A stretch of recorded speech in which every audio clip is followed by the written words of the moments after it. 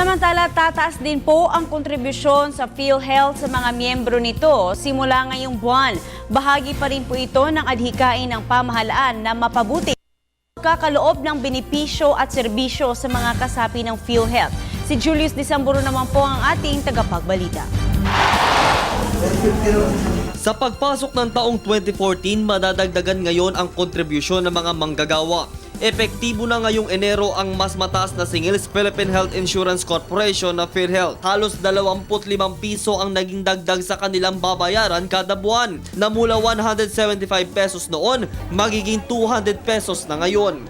Ayon kay PhilHealth President and CEO Alex Padilla, layo ng nasabing pagtataas singil ay matustusan ang mas pinalawak na programa nito para din sa mga miyembro at ang subsidiya ng pamahalaan para naman sa mga mahihirap nitong kasapi.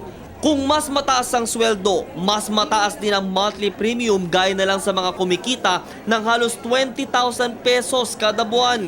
Nakatakda sila ngayong magbayad ng 500 pesos bilang buwan ng kontribusyon. Ito ay ang paghahatian ng employer at ng empleyado.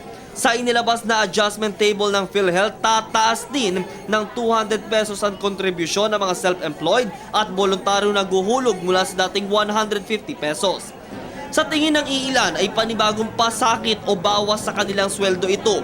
Pero ng huli, para na din ito sa kanilang kapakanan, dagdag benepisyo.